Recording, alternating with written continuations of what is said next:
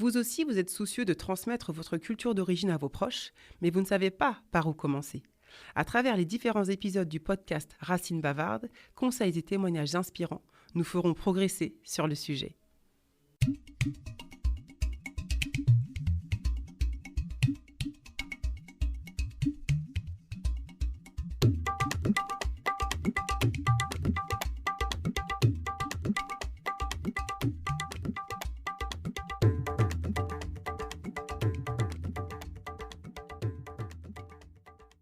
Bonjour tout le monde, bienvenue sur le podcast Racines bavardes.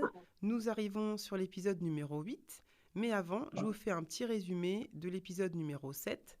L'épisode numéro 7, on était avec le cousin Jean-Marie Gomis, qui nous a parlé de sa double culture d'origine, à savoir la Guinée-Bissau et la Guadeloupe. Il nous raconte quelques moments de vie très importants qu'il a vécus et à travers le prisme de la culture d'origine, à savoir le décès de son papa. Il nous raconte dans quelle mesure la culture d'origine est venue le soutenir pour vivre cette épreuve. Et puis, il nous parle aussi de son mariage et enfin de la rencontre avec ses grands-parents et arrière-grands-parents du côté de la Guadeloupe. Voilà, donc je vous mets en description dans les notes de l'épisode le lien pour aller écouter cet épisode du podcast. Et pour aujourd'hui, nous sommes encore en studio, au studio de la radio HDR à Rouen, qu'on remercie encore au passage. Et nous accueillons Claire avec nous. Bonjour Claire. Bonjour. Comment vas-tu ? Ça va très bien et toi ? Ça va très bien. Je suis très contente de t'avoir avec nous parce que je te suis sur les réseaux dès que je peux. Mais les réseaux, c'est bien, mais avoir la personne en vrai, c'est encore mieux pour que tu puisses nous raconter qui tu es, comment tu t'es construite et puis ton actualité, quoi. En fait, déjà, pour que les gens me situent pour l'actualité, je m'appelle Zalika sur les réseaux. Ouais, alors Zalika, qu'est-ce que ça veut dire Zalika ? Je t'ai jamais demandé. Ça veut dire bien-né. En fait, c'est un prénom en swahili. Oh, d'accord. Qui veut dire bien-né. C'est la traduction de Eugénie en français. Et donc, comme ça veut dire bien-né, donc je trouvais qu'il y avait un bon message derrière, donc je l'ai adopté comme nom de scène. C'est très beau. Donc Zalika, Z-A-L-Y-K. Très bien. Merci pour cette précision, super. Alors, est-ce que tu veux bien te présenter du coup ? Originaire de Guinée-Bissau, de l'ethnie des Mandjak. Je suis née en France, en Normandie plus exactement. Moi j'ai la culture 100% Mandjak. Mon père était de Cayo et ma mère de l'île de Djetta. Donc voilà, et pour me présenter, moi je suis artiste chanteuse. J'ai fait des albums, j'en suis au 3e album qui est sorti il y a quelques mois. Je suis une personne très, très, très fière de mes origines, donc j'en parle dès que j'ai l'occasion. C'est super. Merci beaucoup pour cette présentation, Zalika. Alors, pourquoi tu as accepté mon invitation ? Tu aurais pu dire « Ah non, Stéphanie, je ne viens pas témoigner à ton épisode. » Et qu'est-ce que tu es venue nous partager finalement entre la thématique de l'épisode qui est la transmission de la culture d'origine et ton activité d'artiste chanteuse avec aussi ta personne en tant qu'originaire de Guinée-Bissau ? En quoi tu as eu envie de partager des choses avec nous sur cet épisode ? Déjà, c'est par solidarité aussi. Je veux dire, comme nous nous connaissons, je me suis dit, ça donne un coup de pouce aussi à la famille. Exactement. Mais aussi, il y a aussi l'intérêt, le fait de parler de nos origines, c'est très important. Toujours très fier d'en parler pour que les gens nous connaissent aussi, parce qu'il y en a certains qui ne nous connaissent pas. C'est vrai. De montrer qu'on est très, très, très, très fiers de nos origines, de nos racines. Le fait de raconter aussi, c'est une façon de perpétuer aussi nos origines, parce qu'on est dans des pays étrangers, tous, la plupart des gens comme nos parents ont immigré en France, forcément on est en dehors de notre pays d'origine. Ouais. Et le fait d'en parler, ça permet de perpétuer que les gens continuent de nous connaître, en fait, que ça ne se perde pas avec les années. Surtout que maintenant, nos parents, la plupart sont malheureusement décédés. Tout à fait. Donc, c'est notre rôle aussi maintenant de reprendre le flambeau. C'est vrai.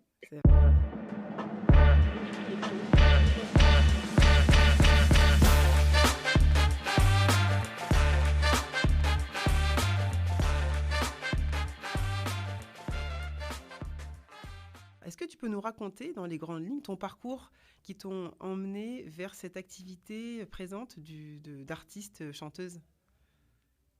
Le parcours, déjà toute petite, j'adorais chanter. Hmm. Donc quand je suis arrivée sur la région parisienne, j'ai cherché des moyens de pouvoir perfectionner ma voix. Et donc je suis rentrée dans un groupe de gospel. À l'époque, c'était avec Marcel Bongo, qui est d'origine congolaise, qui avait monté sa chorale. C'était une collègue qui m'avait conseillé d'y aller parce qu'elle avait entendu qu'il recrutait. Et donc j'ai mis un pied comme ça dans la musique et j'ai commencé à avoir le rôle de soliste au sein de la chorale. Et donc je fais toujours du gospel même jusqu'à présent. Et au bout de quelques années, j'ai décidé de me lancer en carrière solo, toujours en parallèle avec le gospel et d'autres musiques que je chante aussi. D'accord, très bien. Donc oui, effectivement, tu vois, je l'avais pas ça, que tu avais commencé avec le gospel. Et je comprends mieux la voix que tu as quand tu nous chantes des chansons magnifiques dans des moments à l'église. Voilà, c'est super. J'ai eu la chance d'écouter plusieurs fois ce que tu fais et j'aime beaucoup. Vraiment, c'est toujours des moments qui nous touchent énormément. Ta voix, elle nous traverse, mais alors, Merci beaucoup. c'est magnifique. Ok, donc merci pour ces éléments de parcours. Là, on a une artiste qui s'appelle Zalika, donc déjà le nom qui est d'origine africaine. Qu'est-ce que tu as comme dans la façon dont tu transmets tes origines? Comment tu t'y prends à travers ton activité artistique, professionnelle? Comment tu fais pour parler de ta culture? À travers mon activité artistique, souvent c'est par rapport au chant que je chante. Je compose et j'écris mes paroles pour mes chants en général. Donc j'essaie toujours de glisser des mots qui concernent mes origines et aussi dans les interviews, parce qu'à chaque fois que j'ai des albums qui sortent, j'ai toujours des interviews sur des médias et donc j'en profite justement pour transmettre des messages à travers ça. D'accord. Donc, du coup, les personnes qui te suivent, elles ne sont pas forcément d'origine mandjak, bien sûr, mais Oui. je pense qu'elles sont quand même, malgré tout, touchées par les mots que tu utilises. Elles ne vont pas forcément comprendre ce que tu expliques dans tes chansons avec la langue que tu utilises, mais du coup, toi, tu as décidé, même si c'est des personnes qui sont d'autres origines, d'autres horizons, tu as décidé d'utiliser ta langue. Comment tu en es arrivé là, à te dire, bah tiens, je vais utiliser le mandjak, entre autres, hein, c'est pas dans chaque chanson, mais dans telle et telle chanson, je vais utiliser le mandjak. Pourquoi tu en es arrivé à vouloir communiquer dans cette langue? Pour moi, c'est important, comme j'ai dit tout à l'heure, c'est le fait de garder toujours une empreinte de nos origines par quelque moyen que ce soit. Moi, c'est par rapport au chant. D'autres, ça va être par rapport à des livres qu'ils vont écrire. Toi, par exemple, ce que tu fais, tu perpétues aussi la langue en faisant apprendre le mandjak de façon ludique. Mm-hmm. On a tous un rôle à jouer quelque part pour perpétuer cette langue, en fait. Et les messages, en fait, ce qui est bien avec le chant, même ce que me disent les gens, même s'ils ne comprennent pas forcément les paroles, l'émotion qu'on met dans la façon de chanter et le message qu'on essaie de faire passer touche quand même les personnes, même s'ils connaissent et ils ne comprennent pas. Des fois, ils disent on ne comprend pas, mais on sent vraiment une émotion quand tu chantes, ça me touche. Et après, j'explique un peu le contexte des chants, mais la plupart du temps, c'est vraiment par la voix que passent les émotions. Incroyable. Entendu. Voilà. Alors, comment tu as fait? Comment ton entourage a fait? Comment tes parents ont fait pour te transmettre la culture d'origine? La culture, comme tu disais, ça passe par le chant, ça passe par la langue, ça passe par plein de choses. Quels sont les moyens que les parents ont mis en place pour que tu puisses être Zalika aujourd'hui qui nous transmet de cette façon ta culture d'origine? Déjà, mes parents étaient très à cheval sur le fait de garder vraiment, de nous éduquer à la culture mandjak. Donc en fait, à la maison, déjà, on parlait que le mandjak. Mon père, ma mère nous racontaient les histoires de l'histoire de notre pays, qu'on sache exactement d'où on vient, de quelle ethnie, ce qui s'est passé, l'indépendance. On était au courant de tout ça. Et mon père était un fervent militant du PAIGC, le parti qui a permis la libération de la Guinée-Bissau. Donc, je me rappelle encore qu'il allait faire des réunions régulières en comité avec des personnes qui étaient aussi des militants du PAIGC. Mais à la maison, on ne parlait que le mandjak. Donc, ça nous a permis, au moins, quand nous sommes partis, mes frères et sœurs, au pays, de parler avec nos familles, rester au village et à Bissau. C'est vrai que quand je regarde bien dans les familles qui avaient des enfants qui maîtrisaient vraiment bien le mandjak, c'est vrai que tout de suite, je repense à vous, quoi. Vous aviez cette maîtrise de la langue, ce qui n'était pas forcément notre cas, en tout cas pas mon cas. Et moi, je me souviens que j'apprenais quelques mots avec vous parce que vous parliez, vous aviez un mandjak fluent, quoi. Et ça, c'est vraiment hyper agréable parce que finalement, on apprend à travers avec les parents, mais on apprend beaucoup avec ses pairs. Et vous, en tant que cousin-cousine, vous nous avez permis d'apprendre des mots qu'on n'aurait pas forcément appris avec les parents parce qu'on ne parle pas forcément des mêmes choses. Et l'importance d'avoir des cousins-cousines du même âge et qui permettent à leur niveau de transmettre des éléments de la culture et notamment de la langue, quoi. Oui, nous, on faisait avec nos mots. Évidemment, il y a toujours... on avait des cousins qui étaient plus avancés que nous côté langue, mandjak, parce que, comme on dit chez nous, des fois, on mélangeait avec le français. Mais le plus important, dans le fond, c'était vraiment de pouvoir partir au pays et d'être compris par nos familles qui ne parlaient pas le français, et que la seule langue qui pouvait nous lier pour communiquer, c'était le mandjak. Donc, sur le coup, quand on était enfant, on râlait un peu, on disait, il veut vraiment qu'on parle mandjak, c'est embêtant, machin, nan. Et on était interdit de parler français entre nous, même à la maison. Ils disaient, le français, vous le parlerez à l'école. Et c'est ce qui s'est passé de toute façon. Donc, maintenant, on remercie vraiment nos parents de l'avoir fait parce que, étant petit, on ne prenait pas conscience de l'importance de perpétuer la langue mandjak, à la maison surtout. C'est énorme parce que je pense qu'ils avaient vraiment du courage à l'époque. C'était pas du tout... c'était courant de parler le mandjak dans les maisons, mais à l'époque, il n'y avait pas cette certitude il y avait beaucoup de crainte, en fin de compte, sur le fait de parler une langue à la maison qui n'était pas celle parlée à l'école. Et il y avait cette crainte que l'enfant ne maîtrise pas la langue française et qui du coup ne s'en sortent pas forcément à l'école. Et vos parents ont capté, ils ont vraiment compris ça. Je pense que c'était à contre-courant de ce que les enseignants disaient, à mon avis, à l'époque. Et ils ont gardé le cap. Et aujourd'hui, comme tu dis, maintenant vous maîtrisez la langue et c'était un mal entre guillemets pour un bien parce que c'est vrai que des fois c'est un peu douloureux d'apprendre une autre langue et la facilité de la langue française. Et j'avais eu un invité à une époque, au tout début du podcast, qui s'appelle Mehmet Ali Akinci, et qui nous disait qu'en fait, le fait de parler une langue étrangère à la maison, dès que les enfants commencent à fréquenter l'école, cette langue-là, elle passe au second plan et ils apprennent le français et ils l'emmènent à la maison. Donc du coup, vos parents ont réussi à à faire face à l'arrivée du français à la maison, cette langue de communication entre les frères et sœurs. Et ils ont réussi à faire contrepoids et à garder la langue d'origine. Et ça, c'est vraiment super parce que regarde, du coup, aujourd'hui, effectivement, vous maîtrisez la langue mandjak. En fait, c'était un automatisme parce que nous, dès petits, ils nous ont fait comprendre qu'à la maison, on ne parlait que le mandjak. Donc pour nous, dès qu'on passait la porte de la maison, on parlait mandjak tout de suite avec les parents. Donc pour nous, c'était comme quelque chose qui se connectait automatiquement dès qu'on ouvrait la porte. Et même quand on parlait au téléphone avec eux, après quand ils sont rentrés au pays, c'était toujours le mandjak. Ça m'est jamais venu à l'idée de parler français avec mes parents. Donc, et puis pour moi, c'était naturel en fait. Bien sûr. Les enfants, de toute façon, comme on dit, on est des éponges. Donc, à partir du moment, on peut tout à fait switcher entre 1, 2, 3 langues facilement.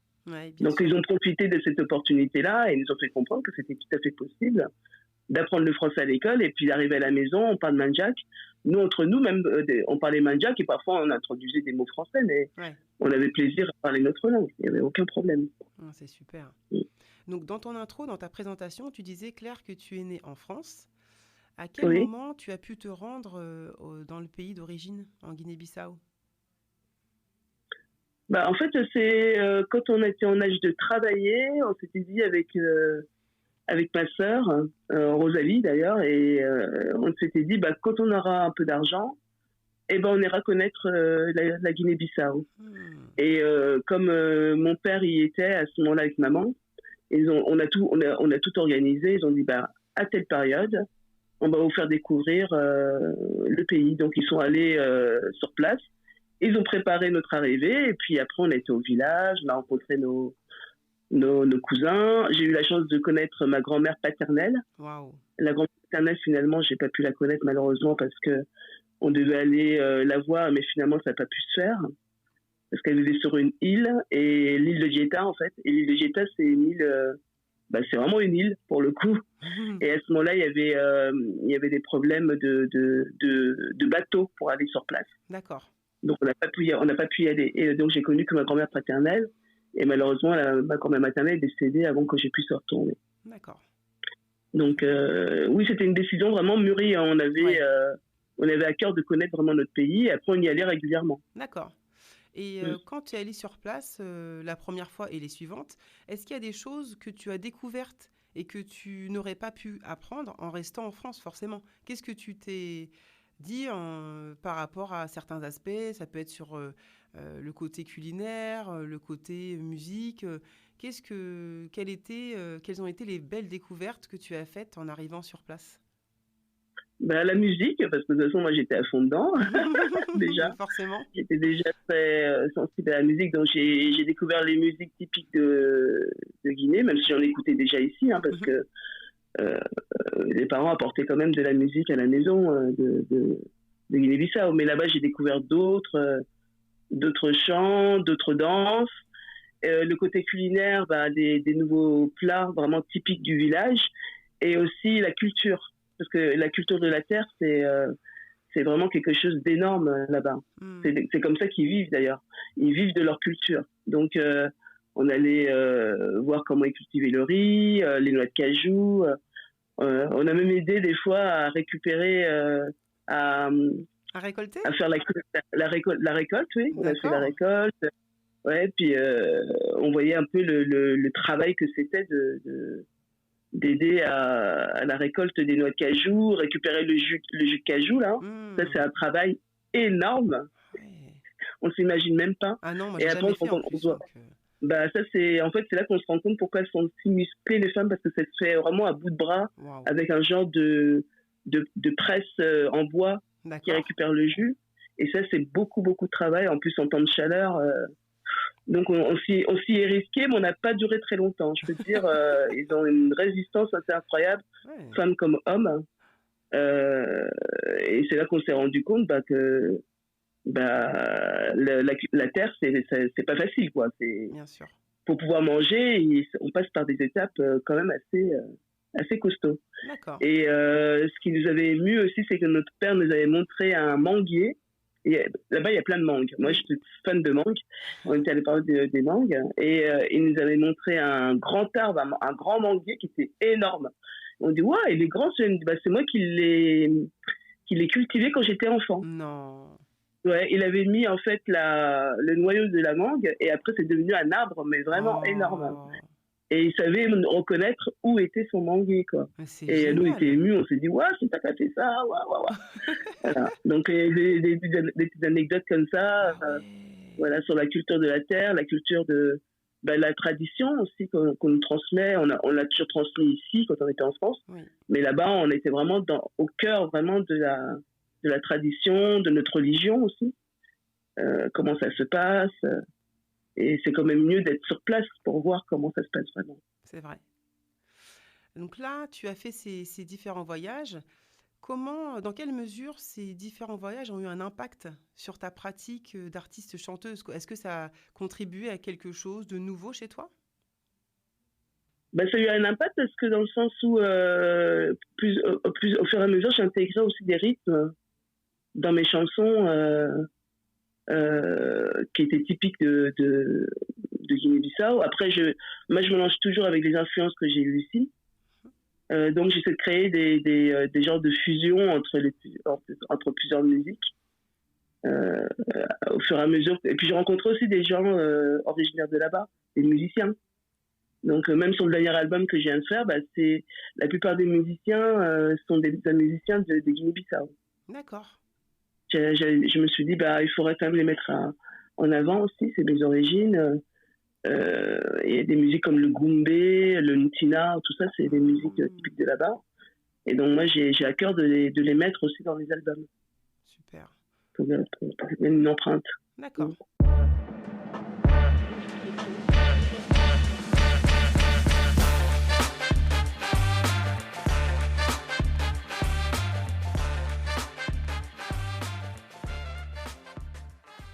Là, on a parlé de tes origines, de la façon dont ces origines viennent influencer ta pratique. Au niveau de ton activité là, sur ces dernières années, ces derniers mois, on a le Black History Month. History Month, voilà. Oui. Donc, tu as participé à cet événement. Est-ce que c'est la première fois que tu y participes ? Oui, c'était la première fois qu'on m'invitait et on m'avait demandé de venir à Bordeaux parce que c'est là-bas que se passait la soirée d'inauguration, la journée d'inauguration. Pourtant, moi, je suis de région parisienne, mais on me dit, tiens, on aimerait que tu sois vraiment là pour l'inauguration. Là, c'est le grand événement pour lancer le mois, en fait, le Black History Month. Donc, j'ai eu la chance de rencontrer des gens très intéressants, conférenciers. Il y a aussi Elisabeth Morano qui était là aussi. D'accord. Qui était une ancienne ministre au gouvernement. J'ai pu chanter l'hymne national, parce qu'à un moment donné, j'avais chanté l'hymne national de la Guinée-Bissau pour rendre hommage à Amilcar Cabral, parce que là, c'était la figure, c'était un hommage aussi au combat d'Amilcar Cabral pour cette édition. Donc, j'ai chanté l'hymne, sachant que l'hymne a été composé par Amilcar Cabral. D'accord, il a été écrit par Amilcar Cabral. Et donc, c'était un hommage qui tombait vraiment... qui avait tout son sens quelque part. C'est énorme. 24, c'est vraiment l'année symbolique autour d'Amilcar Cabral, c'est le centenaire de sa naissance. Et voilà, centenaire de sa naissance, donc en fait c'était une façon de lui rendre hommage. Et les conférences tournaient autour de ça aussi, parlant un peu de... j'ai appris plein de choses en fait dans les conférences, sur l'origine du créole, pourquoi on parle créole, comment c'est venu... que c'est des vraies langues, parce qu'en général, ce qu'il faut qu'on retienne, c'est quand on parle des langues des ethnies en Guinée, on parle toujours de dialectes. Oui. Mais c'est pas des dialectes, c'est des langues. Donc ça, c'est important de le souligner. De pas dire que c'est dialecte. Dialecte, c'était les mots que les colons disaient pour nos langues, pour les rabaisser quelque part. Pour les minimiser. Donc ils disaient, ce sont des dialectes, et c'est comme ça qu'ils imposaient en fait leur langue de colonisation, comme le français, l'anglais, le portugais. Donc, c'est important de dire que ces ethnies-là, elles avaient déjà leur langue avant que les colons viennent tout chambouler. D'accord. C'est très important ce que tu viens de dire là. Et le créole, le créole portugais et le créole par exemple antillais, c'est des descendances des langues des colons, mais c'est quand même des langues à proprement dit pour le peuple, pour que tous les peuples de ces pays colonisés puissent se comprendre. Bien sûr. Très intéressant. Voilà. Donc en fait, c'est la langue, par exemple, le créole en Guinée-Bissau, c'est la langue que tout le monde comprend. Voilà. Après, t'as les ethnies qui ont leur propre langue, qui ne se comprennent pas entre eux. Évidemment, quand ils ne sont pas de la même ethnie, ils ne vont pas se comprendre. Mais au moins, le créole, c'est une langue que tout le monde comprend. La langue phare. Avant le portugais. Le mandjak, c'est une langue, c'est pas un dialecte. Très bien. Très, très important ce que tu viens de dire là. Effectivement, même moi, il y a quelques années encore, je parlais de ma langue d'origine, le mandjak, comme étant un dialecte. Et c'est des cousines qui m'ont fait la remarque, qui m'ont dit non, c'est une langue. Et là, ce que tu viens de dire, ça apporte encore plus, ça appuie plus l'explication de pourquoi, en fin de compte, on doit dire langue plutôt que dialecte. Et vraiment, merci beaucoup pour cette précision majeure. Tu es chanteuse et quelle est la chanson qui incarne le plus ta culture d'origine ? Dans tout ce que tu as produit comme morceau, laquelle serait à ton goût la plus représentative de ta culture mandjak? La culture mandjak, en fait, je j'ai pas fait beaucoup de chansons en mandjak, D'accord? mais par contre, j'avais sur mon deuxième album une chanson dans laquelle je chantais un petit refrain mandjak. Ah, Ouais. est-ce que tu crois qu'on peut l'entendre? Alors j'ai chanté juste le refrain. En fait, ce refrain, je l'avais composé quand j'étais partie justement au village. Ah, Ouais, super. en fait, je raconte pour l'anecdote, il y avait eu une petite rixe entre deux filles au village qui se sont pris la tête. D'accord. Et puis finalement, les mots sont venus. Et donc, du coup, j'ai gardé ces mots-là pour les mettre plus tard sur une chanson. Ah, super. Donc, ça fait Ouyo, ça compte, yo, bassino. Asi ouyo, ça compte, yo, bassino. Ouyo, ça compte, yo, bassino. Asi ouyo, ça compte, yo, bassino. Merci. Voilà, c'est un petit peu. C'est Alors, Oyo beau. Sakun, bah, tu te comprends, Oyo Sakun, c'est la chanson de notre pays, Ouais, la chanson de nos aïeux. d'accord. Waouh, c'est très joli. C'est tout doux. Merci beaucoup. Comment on De fait pour rien. se procurer tes albums, Zalika? Ah bah, les albums, on peut les se procurer bah, sur toutes les plateformes et aussi chez Inouï Distribution, c'est pour les avoir en physique, ça se fait D'accord. encore. Tu pourras Magicien. nous donner le lien, comme ça je le mettrai dans les notes de l'épisode. D'accord, il n'y a pas de souci, je te Super. donnerai tout ça. Il n'y a pas de souci. Je note Donc ça. voilà, donc sur les plateformes, on peut les entendre. Et, Mhm. et c'est pour ceux qui sont encore un peu à l'ancienne, si on peut dire, parce que moi, ça ne se fait plus trop maintenant les physiques, mais je trouve que Ouais, c'est important d'avoir quand même des oui, albums physiques. oui. Donc j'en fais quelques-uns toujours. Ah, c'est trop bien. Trop, trop bien. Et alors, les prochaines dates, c'est quoi? C'est quoi ton actualité? Donc là, on a parlé du Black History Month. Où est-ce que tu vas te produire dans les prochaines semaines, dans les prochains mois? Alors la prochaine date, c'est le 8 mars pour la Journée internationale des droits de la femme. Hmm, Donc j'ai un concert qui est prévu sur la ville de Besançon. Donc je mettrai les informations aussi très bien. dans les réseaux sociaux. Super. Pour ceux qui veulent venir découvrir ma musique. Ben oui, Parce que c'est pour ça. la Journée internationale de la femme, c'est un combat aussi pour les femmes toujours victimes de violences, l'inégalité homme-femme. Et donc cette journée, on dit toujours la fête de la femme, c'est pas vraiment la fête de la femme, c'est la journée internationale des droits des femmes. Oui, Ça, c'est différent pour les droits. continuer à combattre, continuer à trouver des initiatives pour que les femmes aient leur place dans la société. Très bien. C'est vrai que c'est important de le préciser. Là, on parle de droits Mm. vraiment parce que bon, la femme, tout court, ça ne veut pas dire grand-chose. Et si on associe à ça les droits, là, ça prend une autre Mhm. dimension. Il y a tellement d'inégalités et de droits à bafouer que si on Oui, pouvait, tout à voilà, fait. c'est, Toujours les inégalités ouais, qui sont toujours aussi présentes, même par rapport au salaire, entre oui, femmes et hommes, c'est toujours une différence, une mm, grosse différence, c'est tout pas une à fait. petite, une grosse différence. Mm. Et puis malheureusement, les femmes qui sont toujours victimes de violences, donc il y a des femmes qui n'ont pas les droits qu'on a. Nous, on a la chance d'être dans des pays développés où on peut sortir dans la rue sans être embêté.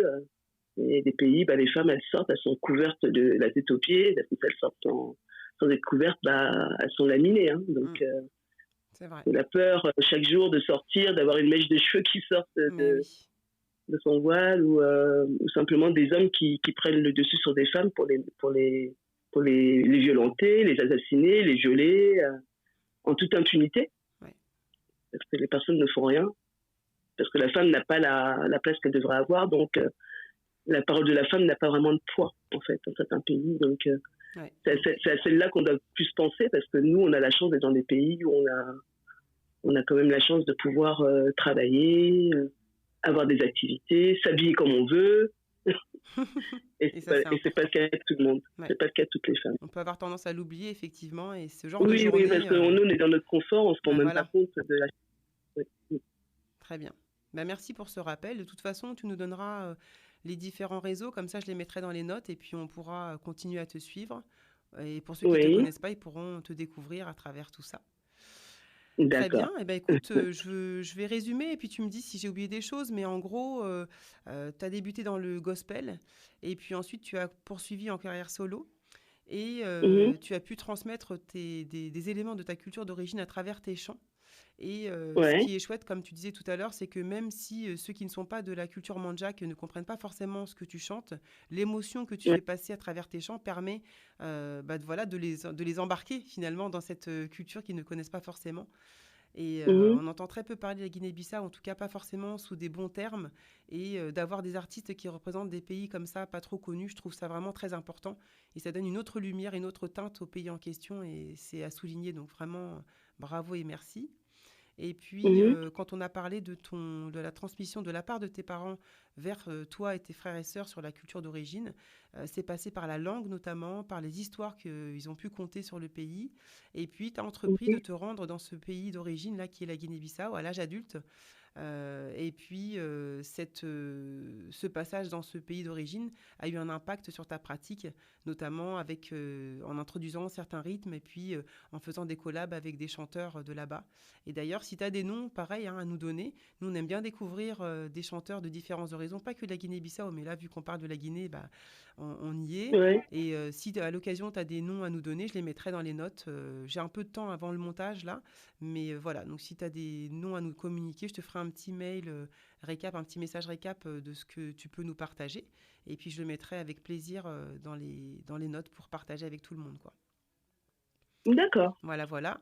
Donc en tout cas, Zalika, merci beaucoup pour ce temps que tu nous as accordé. C'est De vraiment rien, de rien. précieux d'avoir des personnes comme toi qui ont fait tout ce bout de chemin et qui peuvent partager leur parcours. Et puis c'est très gentil aussi d'avoir pris ce temps parce que le podcast Racine Bavarde est tout petit, hein, c'est un bébé encore, et il a besoin de se faire Ouais. connaître. Et en ayant des témoignages de personnes comme toi, ça permet de faire parler et de dépasser notre petite communauté Racine Bavarde là et d'aller au-delà. Et voilà, donc vraiment tu contribues à faire communiquer, à développer le podcast et en ça je te remercie beaucoup parce qu'il y a besoin. Pour démarrer, Après, on a bah, besoin. bravo pour ce que tu fais. Continue dans ce sens, hein, c'est très bien. Merci beaucoup, merci, C'est merci. comme ça que toi, tu contribues à apprendre la langue aux petits-enfants parce que, comme je disais, maintenant, nous, on avait nos parents qui étaient des mêmes origines, donc Oui, c'était facile de parler plus facilement de mandjak à la maison, mais maintenant, c'est normal qu'on soit dans la mixité parce que, étant né en France, évidemment, on n'est pas forcément marié avec des personnes de notre ethnie. Et comme les parents, des fois, maîtrisent le mandjak, mais peut-être pas assez, donc ils ne le transmettent pas forcément aux enfants. c'est vrai, c'est vrai. Bah Parce écoute, que la femme ou l'homme n'est pas d'origine mandjak. mm, Et le fait d'avoir des supports pédagogiques comme ça, c'est très bien, justement, pour pouvoir donner l'impulsion pour que les enfants apprennent la langue. bah écoute, Donc, c'est merci, hein. important. T'as ton rôle énorme à jouer dans ce domaine pédagogique. Donc, c'est très bien. Merci beaucoup et vraiment tu as tout bien résumé, les enjeux, le pourquoi du comment. Franchement, tu es une vraie ambassadrice des jeux Racine Bavarde, hein. Voilà, Claire, t'as tout dit, tout est dit, c'est trop bien. Donc merci Oui, effectivement et puis les jeux. tu continues à développer. Tu vois, les jeux Racing Bavarde, ça peut être les jeux de cartes comme tu fais. Puis après, ça peut être des choses de. Moi, j'ai vu il y a pas longtemps une personne qui avait fait un livre sonore. Waouh. T'appuyais sur des boutons et ça sortait des chansons, Oui, je des l'ai celui-là, comptines je pense. africaines. Ouais, très Et bien. ben, ça peut marcher aussi dans ce sens-là. Après les jeux de cartes, ça peut C'est être vrai. aussi des audios. Ouais. Là, t'as tellement de choses, J'ai un boulevard de devant moi. possibilités. De C'est vrai. possibilités. Le fait d'y avoir pensé, c'est énorme. Non, Parce que c'est vrai. personne n'a.